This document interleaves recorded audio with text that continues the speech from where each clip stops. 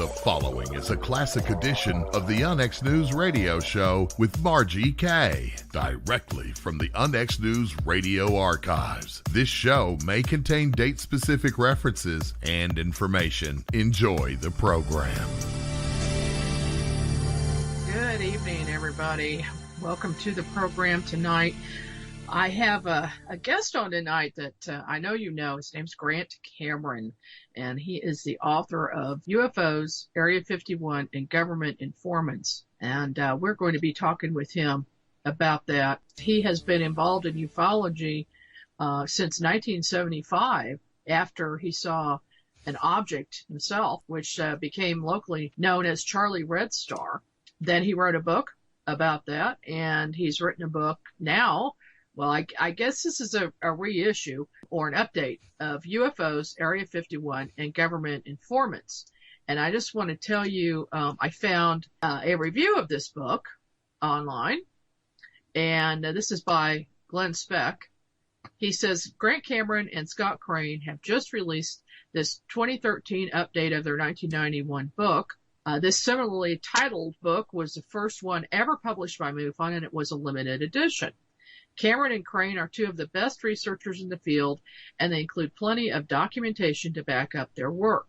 The preponderance of evidence clearly establishes several truths. Much disinformation has plagued ufology, but there are some core elements that most of us agree to be true, powerfully reinforced by the research and conclusions presented here. And he goes on, and it's a glowing report of your book. That's a really great review, Grant. What do you think of that? Well, it was worth every dime I paid him. Now, I've known Glenn. I spoke down at Oklahoma City. He's a fine gentleman. I really appreciate him. He was one of the first guys that got the book. As soon as he knew it was coming out, he immediately raced to get the book, and I appreciate what he said about it. And the book is done fairly well, way better than I figured it would. If I had known it was going to do this well, I would have spent more time updating it, because there was a lot of material that I had that I didn't put in the book. I figured, well, you know, what the heck, because it's just going to drag out too long. So there was some interesting stuff that we put in, a lot of new interesting stuff, but there was a lot of stuff that still didn't make it in the book. That sounds like a second book in the making to me. Yeah, I even sort of the theory I've had. The problem with the book was when you're updating a book, it's very hard to sort of, for example, one of the stories that we had to put in the new book was the story about the Avery, the falcon and the condor and all these different birds and what was going on and who these people were and these high-level intelligence guys that were sort of behind a lot of this material that was coming out in the 1980s and 1990s. But it was hard to sort of stick it in, if you're trying to figure out, well, which chapter you put it in. And even the last couple of days, I was working with Richard Dolan, who published the book on it. And even in the last 3 days, we actually split two of the chapters up and made 4 chapters, because it was just not reading right. There was just so much new material, but it really didn't fit into the chapter because, it was, the other part had been written like over 20 years ago. Mm-hmm. So the theory that I sort of had, the one that I don't really write, so if I get a co-author, I might do it. The one that I want to do is a disclosure book, the idea that, and it's sort of woven through this book, the idea that the U.S. government has actually disclosed an awful lot of what's going on. And it's the way they do it, by putting the information and then surrounding it with either a bad witness or with sort of disinformation around it, taking a document, changing a couple words in the document, this kind of stuff that they've been doing right from the word go, to sort of acclimatize people to the fact that there's something going on, and yet at the same time protect the classified information that they want to protect. Because you can't, as I see it, they don't want to go with full disclosure, because if you go with full disclosure, you run into the problem that you have to release all the classified material. Even if you don't release the classified material, you alert the rest of the world that this is for real. So you're suddenly going to get the Chinese and the Russians and Al Qaeda and the Iranians and who knows who else all suddenly saying UFOs are for real, and all their scientists are going to start working on it. And because I think the American military hasn't quite figured out all the answers yet, they want this sort of disjointed field where nobody really knows whether to believe it or not while they're working on the problem. Once they've got everything solved, well, then they can sort of let it leak out. But a big part of it is just this idea of war, that your best secrets are the ones that are kept, that if the other guy doesn't even know you're working on a weapon, That's the best kind of weapon you want to be working on. So that's what I think is going on. And yet there's sort of a division you've heard about, and we talk a lot about it in this book about MJ-12, which I say exists, and I think we show a lot of evidence that you'll hear people say MJ-12 is garbage, it was all made up. There's a lot of stuff in this book that you will never hear them talk about. That's very clear evidence that there is an MJ-12, and there's sort of a division inside that group where some people want it out, some people want it withheld, and so there's this sort of halfway position that the core, what it's called the core story, the idea that there's a crash, there's alien bodies, there's been a live alien, the government has interacted with them. That sort of core story they want people to be talking about. They want you and I to talk about it. And as long as we don't have a body or a craft or something really solid that we can sort of expose the whole thing, they want us to be talking about it. That's my thing. And that's the book that I wanted to, if I do another book, that's the one it'll be, is this idea that they've been doing this, and there's some pretty dramatic stories of things that they did that clearly show that they're trying to get the word out. I mean, I believe MJ-12 did exist. Do you think that it still is in existence? It's still in existence. It's probably not called MJ-12 because basically what happens is once the security of a program is compromised, they immediately will change the name of the project and they'll move it someplace else. Mm-hmm. And prime example of that was the remote viewing program, which on 2 occasions that happened. If you ever interview Russell Targ, he talks about when it was called Grill Flame. And then what happened is President Carter made a leak. I'm still trying to find the photograph. Apparently there's a photograph of him with a file folder with Grill Flame on it. And once this was exposed, that somebody had this photograph that he had this with this code name on the thing, they immediately it was compromised, the code name, so they changed the name to whatever they changed it to. And then in 1994, it was compromised again when Jim Marrs was coming out with a book on remote viewing. And the last thing they wanted to do is get caught with an active program with a book out that describes what was going on.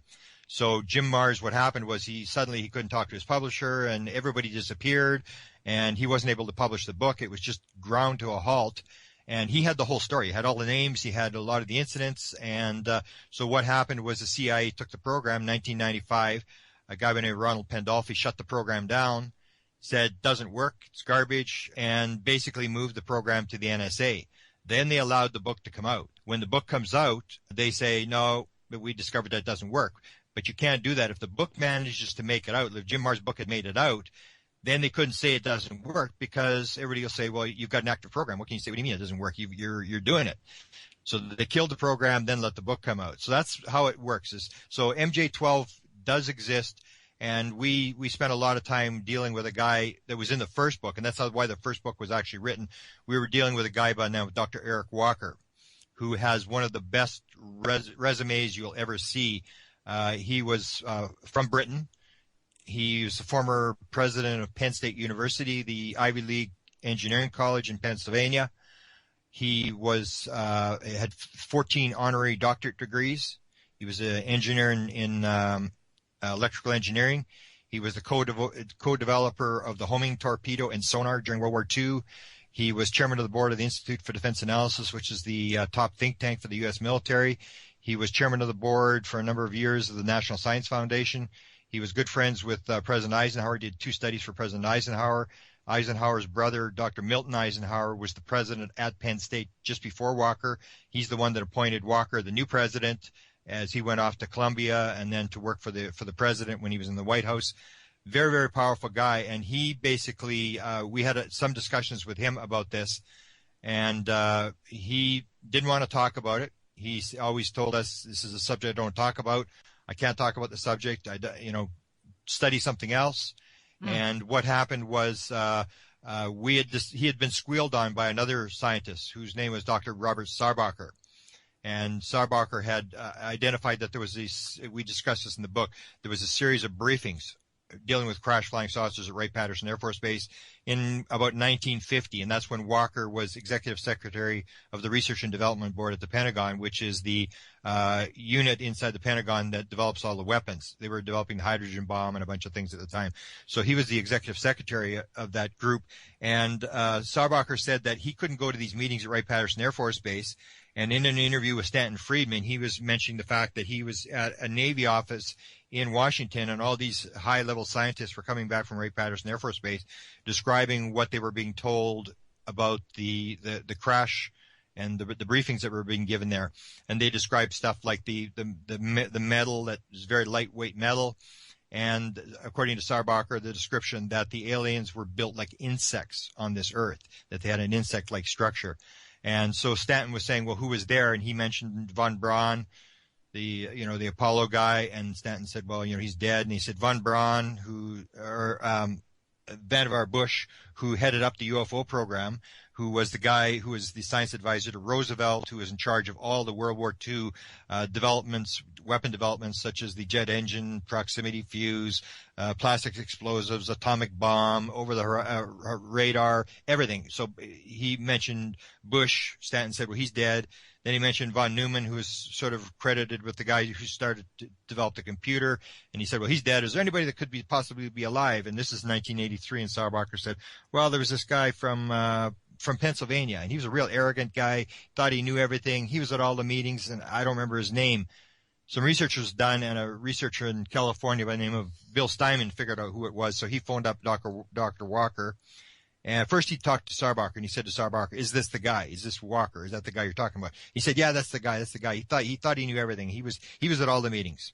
So Steinman phones up Walker, and this is how this whole section, there's a whole section in the book where we detail 8 years of letters and correspondence and interviews with Walker, bits and pieces. No, he doesn't really come right out and say the whole thing in one interview, but we take all the 8 years, and it all started in 1987 when the MJ-12 document came out. And Bill Steinman phoned him up, and he said, I've learned from a friend of yours, Dr. Robert Sarbacher, that you attended a series of briefings at Wright-Patterson Air Force Base dealing with crash flying saucers and extraterrestrial bodies. And Walker said, yeah, I was there, so what? And he said, what, so what? I mean, this is the most important subject. And he sort of freaked out, and Walker said, just calm down, what's the big deal?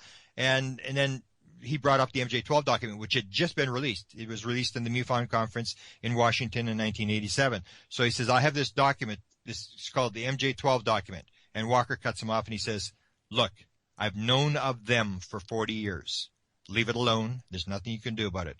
You're up against the windmills. And that started this 8-year thing where I didn't really interview him. I wrote him one letter. He never replied. But people would say, oh, I can get him to talk. I'd say, okay, here's his phone number. And so a number of people from around the world would try to get him to talk. And then in the end, what happened was we simply put the book out, and we decided, this is 1991, just simply put the book out and said, let's just put everything in there. We're not going to edit anything, all the letters, all the correspondence, and let it go where it may.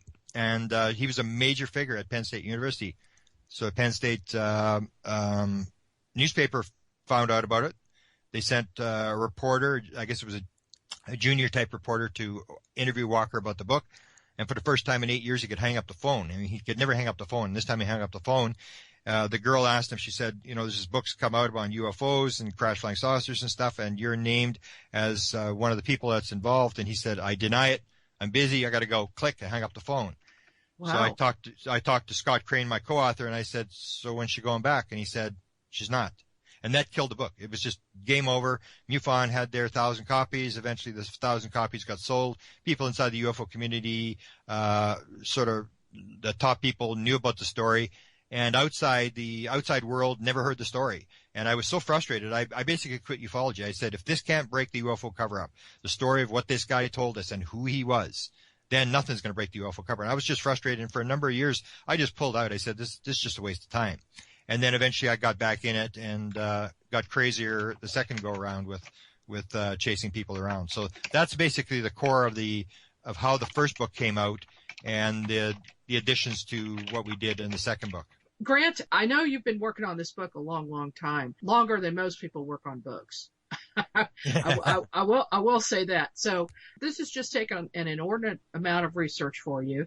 And I know you've gone to the presidential libraries. I know you've been here in Independence, to the Truman Yep. Library several times. When you go to the libraries, do you find new information every time you go? Or do they release new information? How does that work? It's actually quite depressing when you get to UFOs. Like, I'll give you a story. When I was at Independence, the reason I actually went to the Truman Library was because Dr. Eric Walker, when he died in 1994.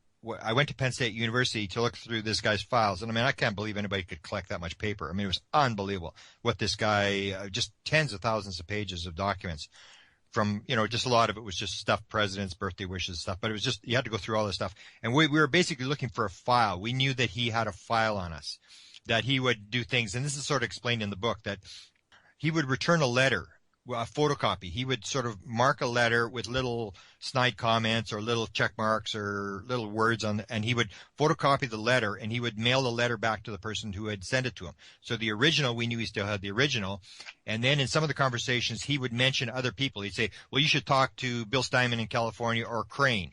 So then people knew that we knew he had this file. So I was looking for the file. And when I was at Penn State University looking for this file, two things. First of all, I discovered that his son had said the file was there, that there was a file and it mentioned two crashes, one in the West, one in Pennsylvania, which we assumed to be Kecksburg, Pennsylvania.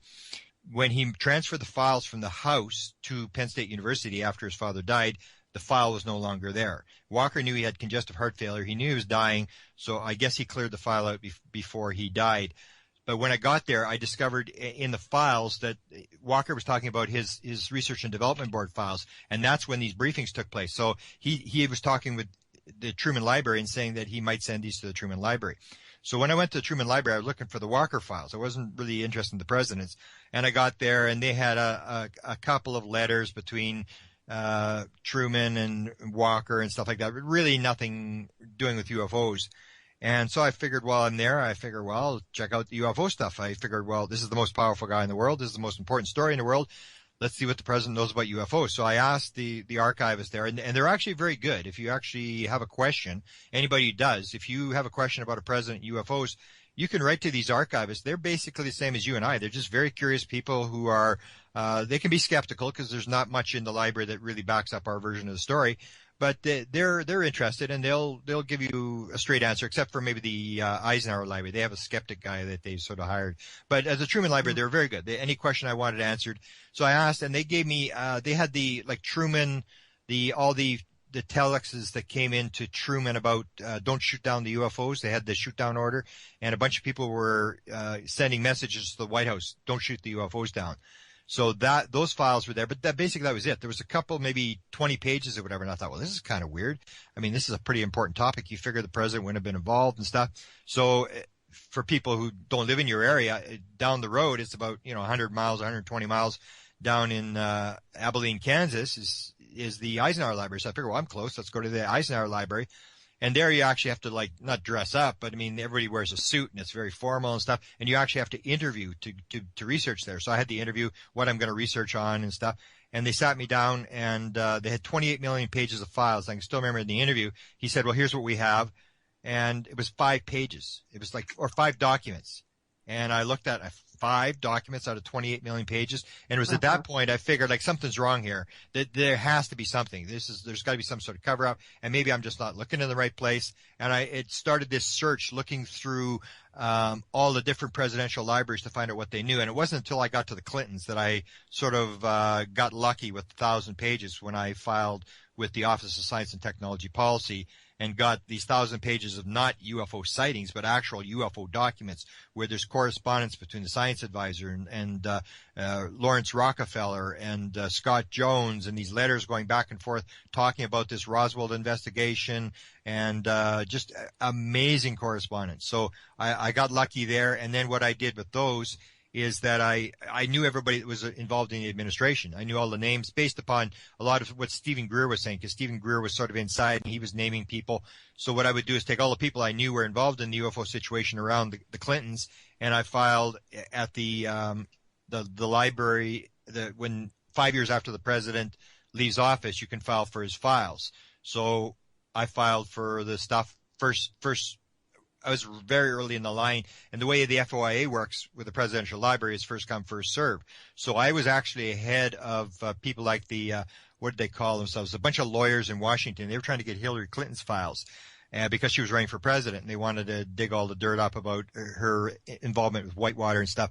And they were furious. They actually took the Clintons to court, the Clinton Library to court, and they had brought up the fact that this stupid UFO guy's got all this stuff is being released, and this important stuff on the Hillary Clinton thing it should be released. And so I wrote him back and I said, I don't care who you are. You think you're big and smart and powerful, and get back in line and go to hell. And I wrote to these guys, and they never responded to me, but it was basically, that's the way it works. It's like, it doesn't matter how powerful you are, it goes first in line.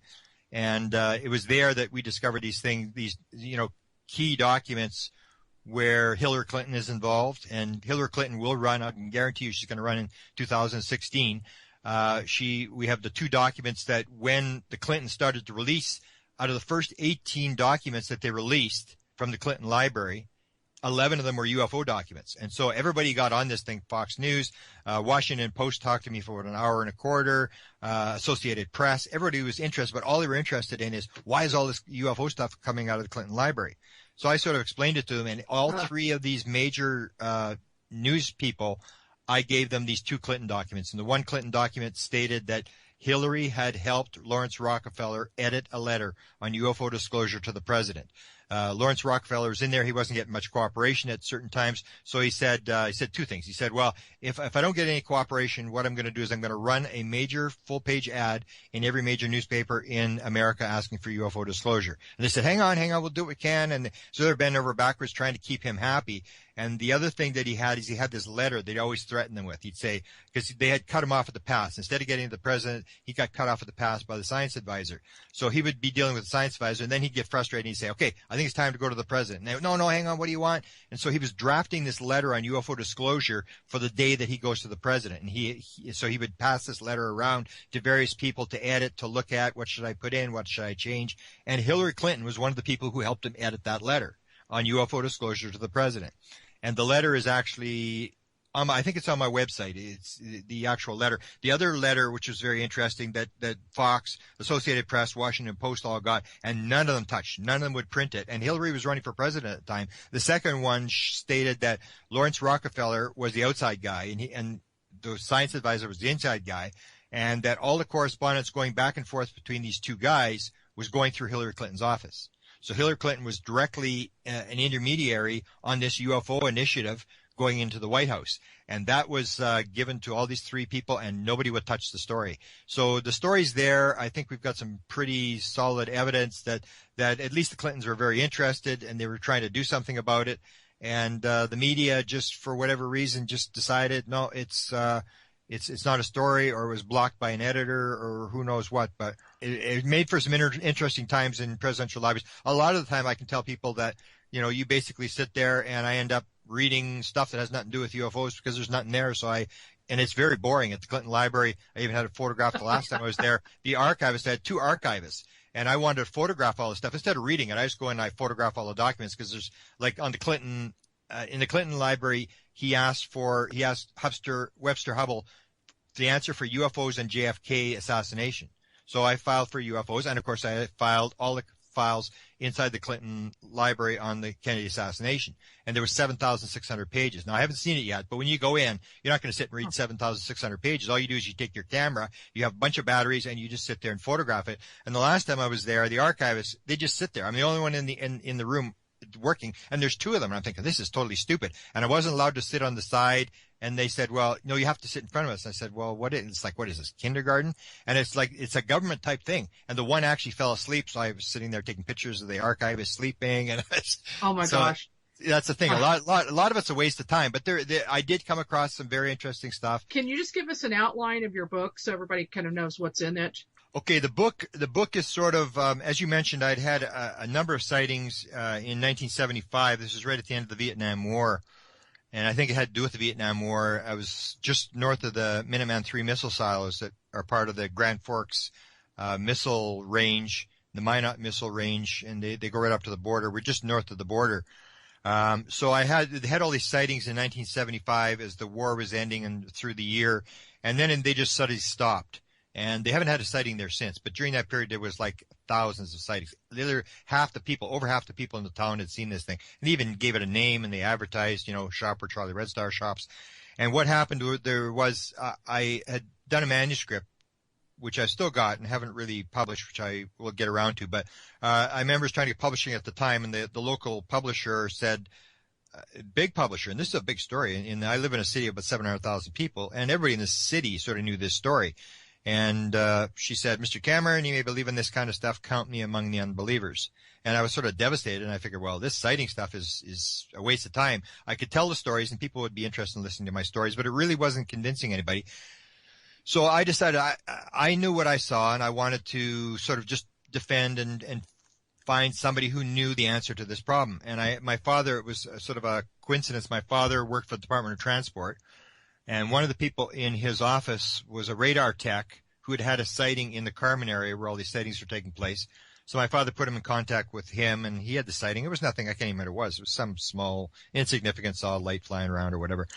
And he said, well, if you really want to know about UFOs, you should actually study what happened with the Canadian government back in the 1950s. And this is where the book starts, this UFOs, Area 51 and government informants. And so he said, well, the guy that ran it his name was Wilbur Smith, and he was one of the smartest guys I'd ever met in my life, but he was totally crazy. I mean, he actually was talking to the aliens, and they were landing in his yard, and he was making radio communications with them and stuff like this. And I go, what? And he said, you sure he was running the Canadian program? He said, yeah, he ran the Canadian government program. So I did the research and found out, yes, in fact, this guy by the name of Wilbur Smith had run a program called Project Magnet for the Canadian government from 1950 to 1954, that he was in contact with aliens. They never landed in his backyard, but he did have communication. He had gone to the United States, and this is where this Dr. Walker and Dr. Sarbacher come in. He was the senior radio engineer for what's now the Department of Communications in the Canadian government. And he had gone to the United States, and it was the time when Major Kehoe was releasing a book, his first book on UFOs, and the book on the crash at Aztec had just come out. So he had seen these books, and he was very interested, Wilbur Smith. So he went through the Canadian Embassy, and what they did is they used the military liaison at the Canadian Embassy to ask the Americans what was going on. So the liaison, if they're working on, Canadians and Americans worked on a lot of different stuff together. So say the Americans would be working on something, they'd say to the Canadians, well, is anybody working on this? We want some help. And we were the same thing. So the liaison put out the query on UFOs, and it came back to interview Dr. Robert Sarbacher. He was a scientist in Washington who was sort of brought in by various military staff. He's a physicist brought in by various military units to do work on this project or work on that project, sort of an independent guy. And he was brought into the Canadian Embassy, and the interview took place with Wilbur Smith. And basically, Sarbacher said, yeah, it's for real. Smith said, I understand it's for real. He said, yeah, flying saucers exist. It's the most highly classified subject in the United States. Puts all this interview, and Smith makes a handwritten copy of the interview, goes back to Canada and writes what is one of the most famous documents in ufology. It's called the Top Secret Memo. The Canadian government will not deny this is not a top secret memo. It's in their archives. They will say, yes, it was a top secret memo. It's a legitimate memo. It was written by Smith. It was signed by Edwards and all these different people. It was declassified in 1978. And in the top secret memo, Smith talks about the fact that he goes to the United States, and he thinks that flying saucers, he never called them UFOs. I think he knew why the Air Force had called them UFOs, was to sort of distort the waters. He always called them flying discs or flying saucers. And he wrote to the deputy minister of the Department of Transport, and what he had was an idea that the UFOs were using the Earth's magnetic field for propulsion, and he wanted to get funding for this, and figuring that if we could develop this, the Canadians could develop this, then you could get a free source of energy. So he details what he learned in the United States. He said he was in the United States, and he learned UFOs are for real. It's the most highly classified subject in the United States. There's a small group headed by Dr. Vannevar Bush who is trying to figure this thing out. And then he says something very interesting, which I talk about I give a lecture on consciousness, which I may do when I come down to Kansas City. And this was this idea about consciousness. He talks about this, and a lot of researchers have talked about this fact that he said the Americans confirmed this was for real. And the very next line after that, something I ignored for 25 years and now talk about it quite a bit, he said, and I was also informed by U.S. officials that other things might be associated with the flying saucers, such as mental phenomena, and that the Americans aren't doing very well because they've asked if anybody in Canada is working on it, they're willing to cooperate and exchange credentials and go from there. The key part to that is the fact that mental phenomena associated with saucers was totally unknown at the time. The abductees who talk about being abducted and using telepathy with aliens would not be public until 1966 when the Betty and Barney Hill book became public. The first contactee did not appear till November of 1952. This is 2 years before that, and Wilbur Smith is saying that American officials, not people on the street, American officials are telling him that mental phenomena may be associated with the saucer. The only way that I think they could have known that was the predominant story now that Roswell involved 3 dead aliens and 1 live alien. And there's a number of stories around that I quote in my consciousness lecture where people are talking at Roswell, talking about the interacting with this alien, and the aliens talking in their head and this whole thing. So they knew right from the time of Roswell that mental phenomena was real, and it was very important that if you could develop this kind of technology, it was very significant militarily.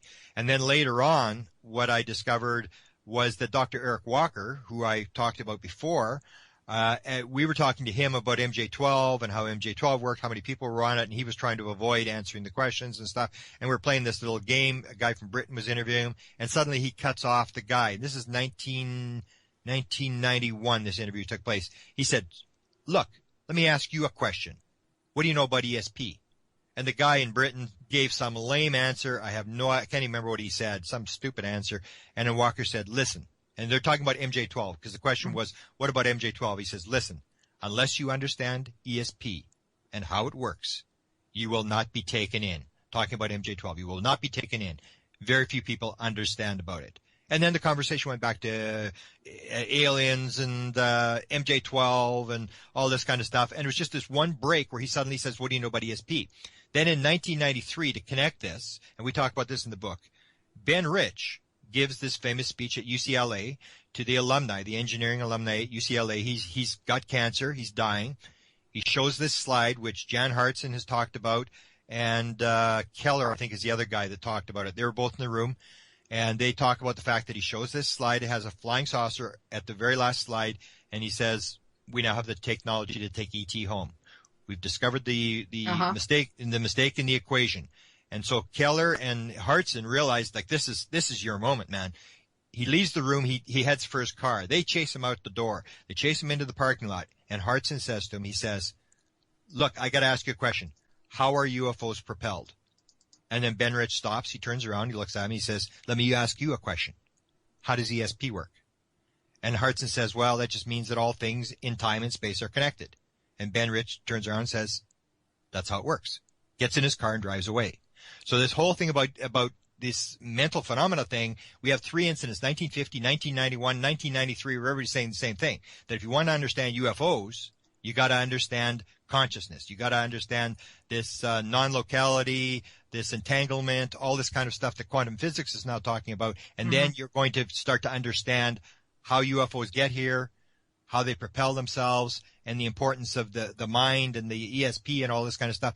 So that was a development that we talk about in the book. But we go from the Canadian government and what they were doing, and I tell a lot of the stories that people really don't realize, that the Canadian government had all sorts of contacts, that they had actually, the Canadian government, this is in 1954, this is the same year that Eisenhower, the rumored story that Eisenhower had met with the aliens at Edwards Air Force Base in February of 1954. This occurred in 1954 as well, and it was actually Paul Hellyer who mentioned this in a speech when he was defense minister in 1967, the fact that the Canadians had opened a UFO a base for UFOs to land in 1954, the same year as Eisenhower had his contact, and that the UFOs didn't land, therefore UFOs don't exist. And so, of course, I immediately write to Hellyer, and I say, "Well, Mr. Hellyer, how do the UFOs know where to land? I mean, it's fine that you opened the base, but there must have been a communication. How did they know where to land? And Hellier couldn't remember who had given him the stuff. He couldn't even remember giving the speech, so that didn't go anywhere. And so I went to his wife. Wilbur Smith died in 1962. I went to his wife in 1977. And, of course, I had this story in the back of my mind, and it was on the front page of every newspaper in Canada about this top secret program to land aliens at this base. So I took it, and I just handed her. I said, Mrs. Smith, I said, here's an article. Can you read it, and can you tell me whether Wilbur Smith was involved in this? She sat there, and she quietly read the article, and then she said, yeah, that was Wilbur. And I said, so what happened? She said, well, Wilbur was in contact with AFA. The alien's name was AFA. And I can tell lots of stories about AFA. The CIA was involved with it, FBI, Navy intelligence. Everybody was involved with this AFA character. She said, well, AFA, he was in contact with AFA, and he'd gone to the Canadian government. He said, if you quit trying to shoot it down, I'll get it to land.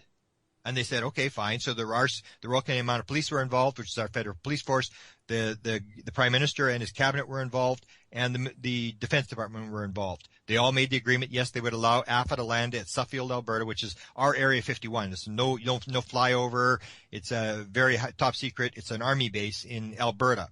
Mm-hmm. So then Smith said, well, AFA wants a guarantee that when you're finished talking to him and doing whatever, we need 100% guarantee that he's going to be allowed to take off. The Royal Canadian Mounted Police agreed. The Defense Department agreed. And according to Mrs. Smith, they went into cabinet, the Prime Minister, they had a cabinet meeting, and they couldn't give 100% guarantee that they would allow it to take off again. So Wilbur said, okay, that's good. No, nothing's landed. We're calling it off. So they called the thing off.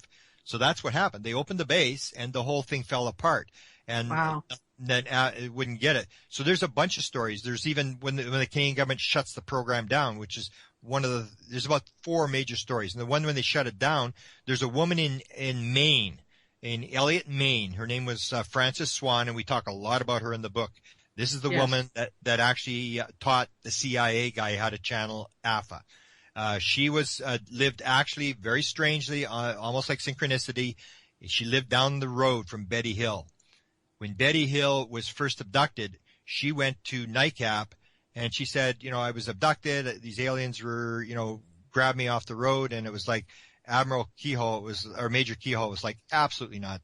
Don't even go there. I mean, they don't abduct people. This is crazy. So they were having a hard time getting people to listen to her story.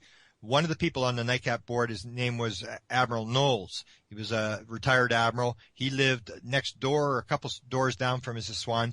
So he took it seriously, and he said, well, in order for Betty Hill, we'll take Betty Hill, and I'll go and take her over to Frances Swan.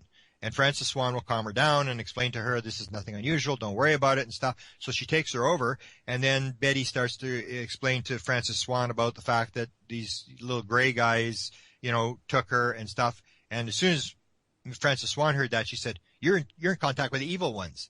I'm not talking to you. Get out. She threw her out. She said that the only ones were the blondes, the good ones. They were the good ones, and Betty Hill was involved with the blondes. But anyway, this woman was in contact with the Canadians as well as the Navy intelligence, CIA, and the Canadians wanted AFA. She was to make the arrangement. They were to fly over the Flying Saucer Observatory. The Canadians had opened a Flying Saucer Observatory outside of Ottawa. Wilbur Smith had done it. We've got photographs. We show the photographs of the station. This is August the 8th.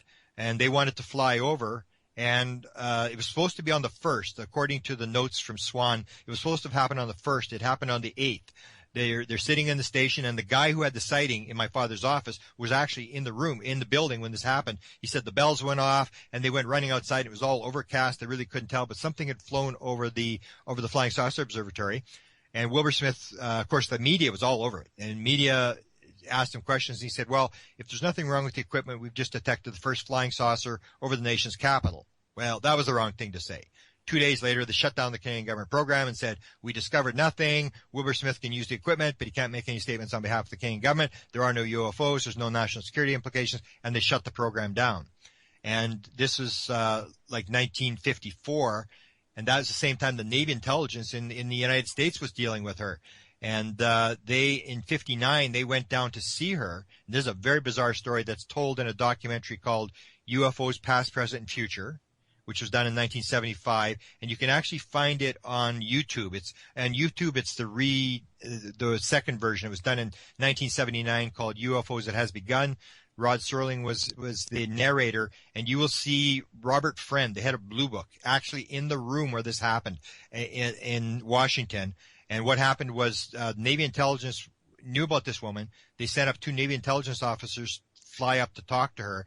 And she said to them, well, sit down, I'll show you how to do it. So the one guy sits down, she puts her hand on his right shoulder, and suddenly this guy starts channeling this alien by the name of Alpha. And he's all excited, and they zip back to Washington, D.C., and they go to the National Photographic Interpretation Center where the one guy works. The National Photographic Interpretation Center was one of the most top secret buildings in Washington. It was where they analyzed all the U-2, all the SR-71, all the spy photographs. Oh. And it was run by a guy by the name of Arthur Lundahl. He was the weird desk guy. He was the guy, the top UFO guy inside the CIA. He was fascinated with UFOs, and so he's running the thing. This Larson guy comes in. She's taught me how to do this, and so Lundahl, and this is all explained in this documentary, said, "Okay, sit down. Let's talk to the alien." So they sit down, and Lundahl actually told the story to Bob Emenegger, one of the producers. And when Bob said, "Well, can you go on camera and tell the story?" He said, "No, Bob, you don't understand. I'm CIA. I'm still on duty." So Bob Friend, the head of Blue Book, actually tells this story on the documentary. And what happened was they're channeling, and they were asking this guy all sorts of technical questions, and he was able to answer questions about all sorts of scientific stuff that he shouldn't be able to. And then they said, "Okay, is there a preferred religion?" And they're asking him all sorts of stuff. And then Lundahl says, "Well, we'd like to have some proof that you're actually here." And then Alpha said, through this guy channeling, said, "Well, what do you want?" And Lundahl says, "We'd like you to show yourself." And then the guy just said, "Go to the window." So they all go to the window, and in this documentary, Friend actually goes to the window, and he said this flying saucer during daylight flew by and over top of the Capitol, and they all watched this. And so Friend was brought in. He was at Wright-Patterson Air Force Base. He wasn't there when the actual event happened. The CIA guys are all excited, and they call him in. Top secret, you got to get here. They fly him to Washington. He gets there 2 days later, and they say, "You got to see this. We got this alien. We're channeling this alien." Lundahl sits down. They get this guy, goes into trance again, and they said, "Okay, we want you to show yourself." And Friend is watching this, and Friend said, Friend said it was one of the most dramatic, if not the most dramatic UFO thing he'd ever seen. And he said you could see the guy's Adam's apples moving up and down. He said it was just the weirdest thing. And then Alpha had said, when they asked him to show himself, he said the time isn't right. So Friend goes back and he says, we got to the Air Force. He goes to a general, his commanding general at Wright-Patterson Air Force Base, and he says, "We got to investigate this Mrs. Swan. She's in contact, and we've seen this channeling at the CIA, and this is amazing stuff. We got to do something." And the general told him, "Another agency is dealing with it. Get your hands off." And that was the last thing he ever heard about it. But wow. You have this sort of thing. And in Britain, there's a story in 1954 where one of the top British people in charge of the nuclear weapons is also contacted by an alien. And the alien wants to meet with Prince Philip.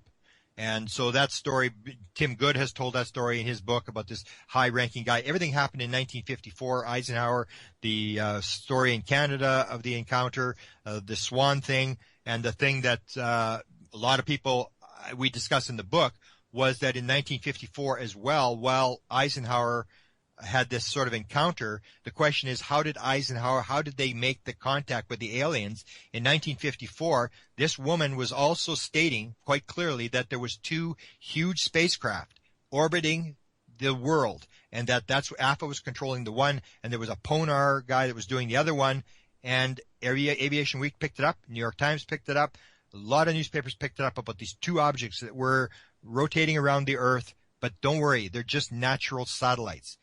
And of course, if there were natural satellites like the moon, they don't just fly away. They're not there anymore. But in 1954, a lot of scientific journals were talking about these 2 satellites. They were going around the world. And at the same time, Mrs. Swan was saying they're alien spacecraft, which might explain how these contacts took place, how Eisenhower was able to contact them.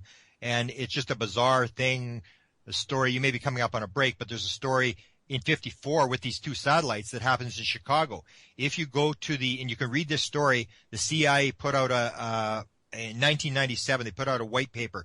James Wosley Stephen Greer met with James Woolsey, forced James Woolsey to get another UFO investigation. Woolsey asked to have the files reinvestigated. In 1997, after Woolsey leaves the CIA, they put out another UFO paper, and this paper says, not national security, a lot of the UFOs were people misidentifying U-2, SR-71, this garbage thing. But in there, they tell this story about the two Meyer sisters in Chicago, when the radio station in Chicago tried to make communication with these two satellites that were in all the newspapers.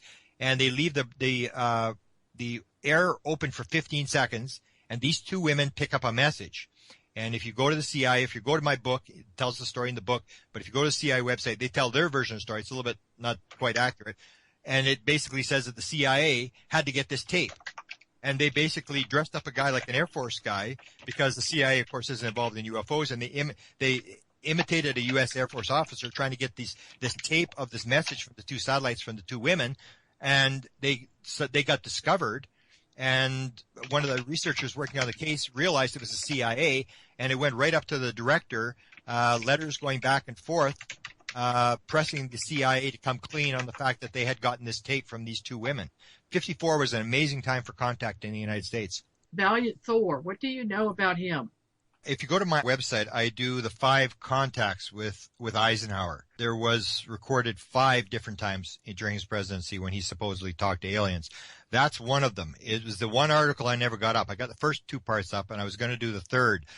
I would say don't throw it out. I talked to Frank Stranges about another issue, but before that, let me say, I don't know if you know that the contacts are still going on. Frank Stranges has been dead for a while.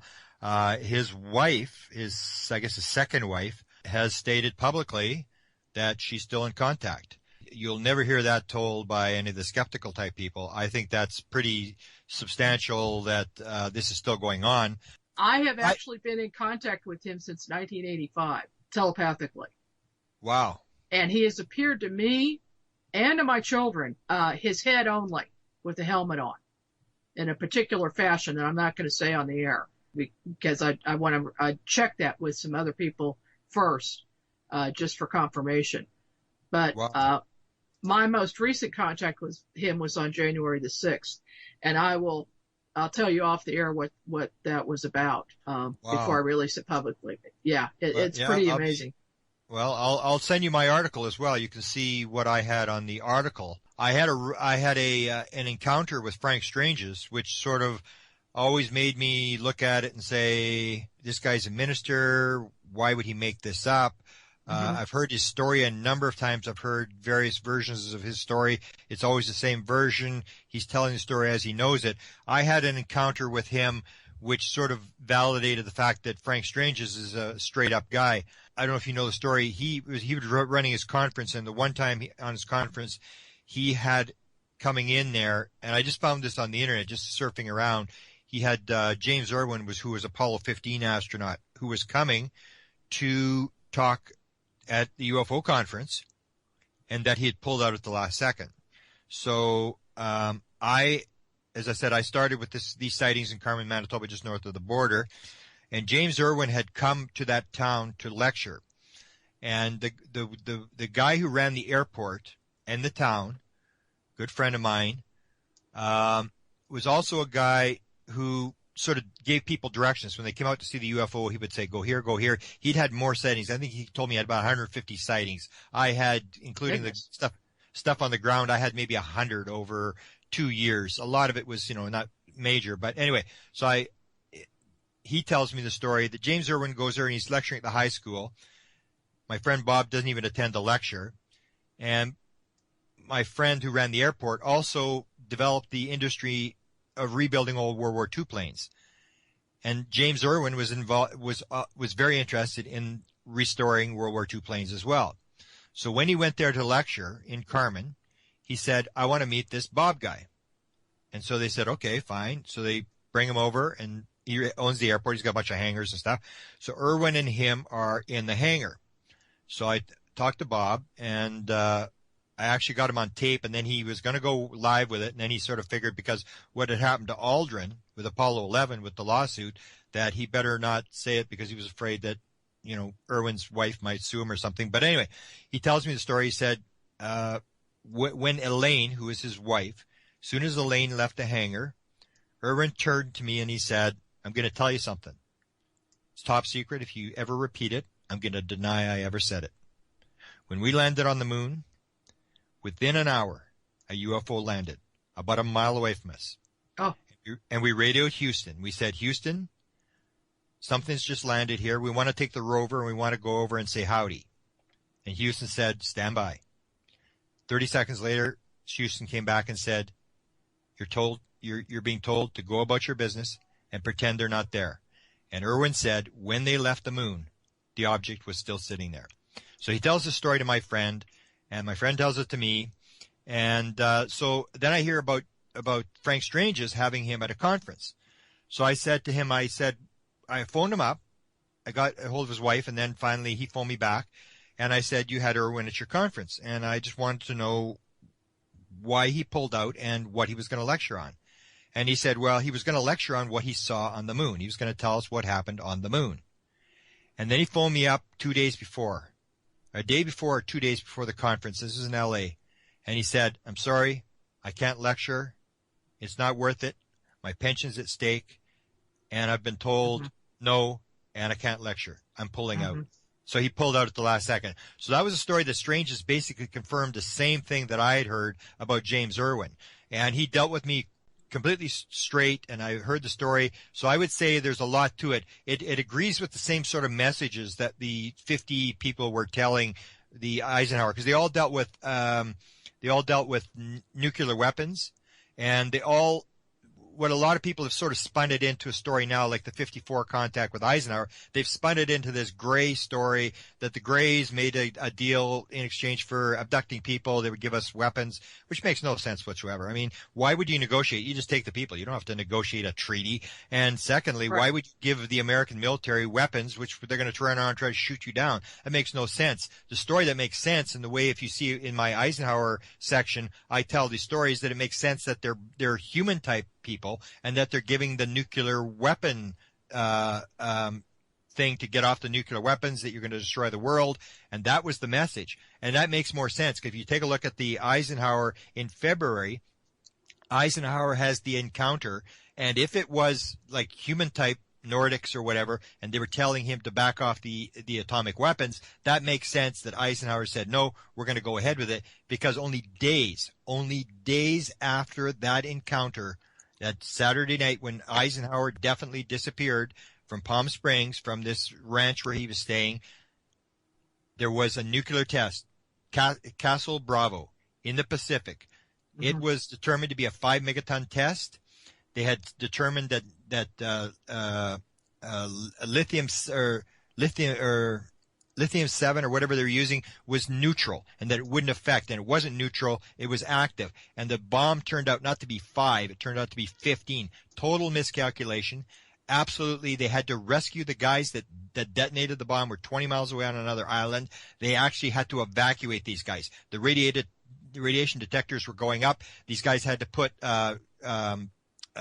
sheets on to cover themselves from all the radioactive fallout that was coming down. They raced the helicopter and got these guys off. They wiped 3 islands. The island that they detonated disappeared. 3 islands downrange. The wind was going the wrong direction. They polluted 3 islands. They took those people off the islands. They moved them. They've paid at this point $250 million in reparations. Those people are still not back on the island. It was the biggest nuclear disaster until Chernobyl. And this happened only days after this story. So I say, if Eisenhower did meet with the aliens, it was a warning about nuclear weapons, which they turned down, and the aliens were warning them, you're messing around with stuff. And it turned out to be true, that they had this disaster only days after that encounter.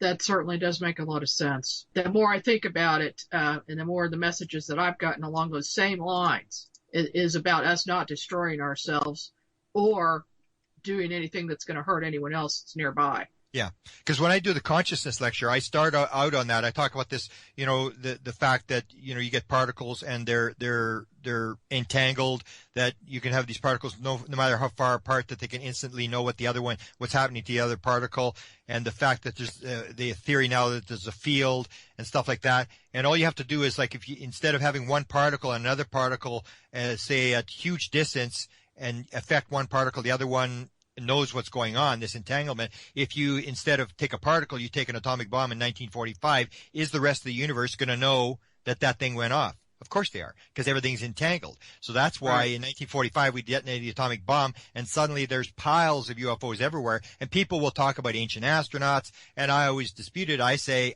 I've studied the presidents, and the presidents are like popes. They're like gods. Everything that the president does is recorded. And before Roosevelt, there is nothing dealing with presidents and UFOs. As soon as Roosevelt comes, all the stories start, all the encounters, all the few documents that we have. Before that, you have like different presidents talking about, like Lincoln, and a bunch of first ladies talking about ghosts and channeling and, bringing up spirits and stuff. But there's no discussion about UFOs ever, which indicates to me that the UFO phenomena is something that started with the atomic bomb. There may have been the odd UFO seen back there, but the major thing happened with the detonation of the atomic bomb, and it links into this consciousness idea that everything is linked in the universe, and everything that we do affects the rest of the universe, and they know what's going on here. Yeah, I've got a couple questions in chat that I need to ask real quick. Does Grant think SETI is a silly effort to investigate or serves a legitimate purpose?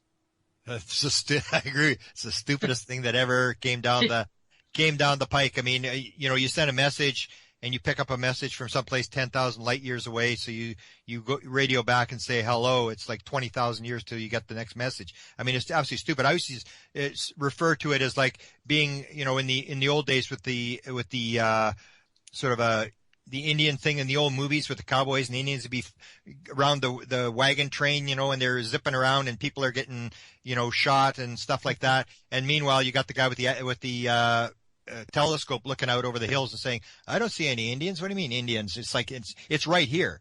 But a lot of this comes down, and it's the same with science. Like if you go to the National Academy of Sciences, only 4% of the National Academy of Sciences believes in anything paranormal or that sort of thing. It becomes very political. People don't realize that it's a game of money, that you just got to keep the game going. Even if you're a SETI guy and you really don't believe this is for real, this is your job. This is how you pay. You're not going to come out and say it's garbage because you're looking for another job. So people got to realize you got to follow the money. It's a money game, and it's very hard for people to sort of kill their program and suddenly decide. Same as UFOs is going to put a lot of scientific research out of business once it becomes known.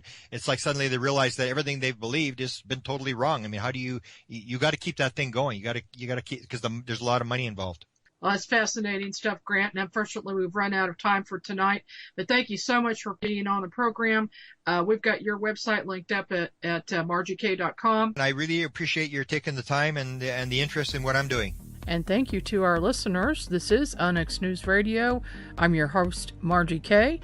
Visit my website at margiek.com. That's margiekay.com. We'll see you next time.